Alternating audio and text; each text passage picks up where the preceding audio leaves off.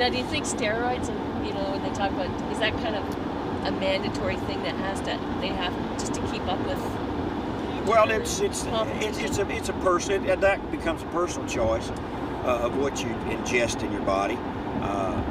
I would say drink more beer, but I did steroids. I did them. I did a lot of them. We had access to them every day, whether it be from somewhere in a gym or go to Mexico to get them, or bring them back from England, or bring them back from Germany when we were overseas. Or we had doctors.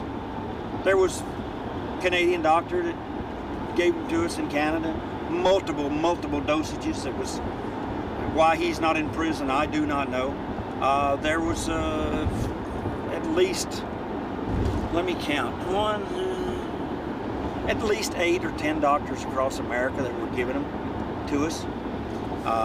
But at that point, now I'm going back to a time where the doctors could prescribe them to us. But I mean, even today, doctors can prescribe steroids to people. There is steroid treatment. My mother was given steroids for cancer treatment. She was given this stuff called Decadurabolin, which I was buying for $10 a bottle, and her cancer doctor was charging her $60 a bottle. Now this is 30 years ago. I mean, I said, Mom, it's the same stuff. I can give you the shot myself. She believed in her doctor as opposed to, well, she's not around anymore. But there again, we took them. I did. Is it as prevalent today? I think it's not so much in the open today. We were pretty much open about it. In fact, we were so open about it that at one time they had a meeting with us and says, look, fellas, we got to clean this thing up. You've got to stop leaving your syringes laying around. Because guys, what guys would do, they don't have very many of these anymore. The old toilets where you take the top off, the guys would drop the syringes down in there. Now, unless the maintenance man had to come in and perform some maintenance, there might be some needles laying around in those toilets somewhere in America today. But they said, you got to stop doing that. We're getting trouble from the buildings, and you know, it's a health issue now, and we just can't have it anymore. So the fellas then had to go more underground.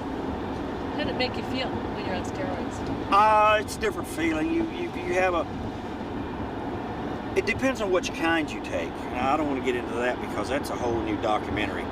But depending on the kind you take, back then we were mostly taking this testosterone. It makes you feel manly. It's Viagra's much better for you. But it gives you that feeling of, it gives you that invincible feeling. It makes you really feel like you could run through a door. It makes you feel like you're strong. And when I tore my pec, and we were talking about this earlier, I was on higher dosages of the testosterone at that point. Now my body was in great shape. I'm going to tell you, I had I was in love with my own body, and that's usually what happens to us.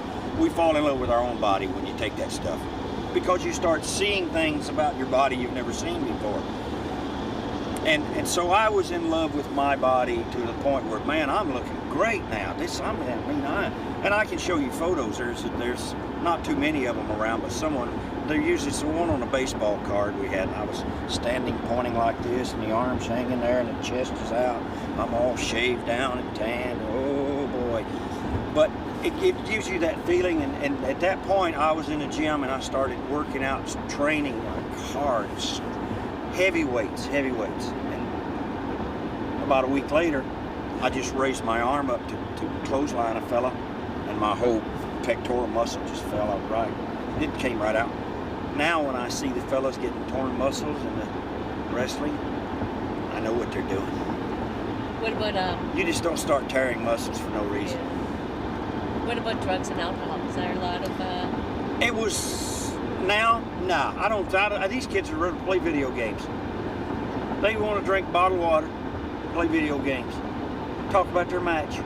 They spend hours. They all take their matches and go look at them. It's like, come on, man. let's go get a 12-pack or something. Have some fun.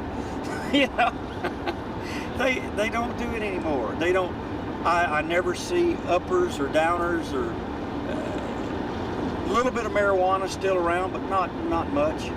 Not like it used to be. I mean, I smoked as much marijuana as anybody. We smoked it on a trip like this, just 4 hours sitting riding in the car. Gosh, that'd have to be a dozen joints. Yeah. Now, back then we didn't drink before the matches. It's something I never did. I never drank before the matches. I do now because it's out of boredom. And I don't smoke the marijuana anymore. And I don't take any of the uppers or any of the downers. We would hit a speed for a trip like this. We were taking these diet pills called fasting caps. Fasting. Heck, they keep you up for about 13, 14 hours. Drink that Timmy Hortons coffee. So we had one of my friends, he's passed away now, Big Hercules. He used to say, because he'd just be all itchy and moving around, and he was all pumped up. He'd say, man, give me one of them fasting caps. For what? He says, if you're gonna stay hired, you gotta be wired. So, but then it becomes a cycle. The steroids keep you up, the pills keep you up, and then you have injuries, you're sore, you're tired, you need to get to bed because you got to be up and at the airport the next morning at 6 or 7 to do it all over again. So now you have to take the Valium and the Halcyon and the sleeping pills. And that's a never-ending cycle. And it's a cycle that very few people can say they weren't involved in. And what you were saying before, they've lost a lot of people to that. Yeah. Most of them. I mean, you know, they come out with this bogus, well, he had a heart attack. 40-year-old men in great health and good physical condition, just the national average is just not that we're all falling dead of a bad heart. Something has caused that. And it's just because of, I mean, even Davy Boy Smith, who passed away, had a massive heart attack. They say he had a heart attack. Well, he did have a heart attack, but what caused it? Well, he had a weak heart muscle. This guy was as strong as an ox. He was 260 pounds all pumped up, but he had a weak heart. See, that's something that the steroids, the heart muscle is made of a muscle that does not respond to that kind of, what do you call it, a foreign substance. Whereas the actual skeletal muscles, they will respond to the steroid by growing bigger and growing stronger, but the heart doesn't. And I don't, you know, the testing level now and the big company is more stringent.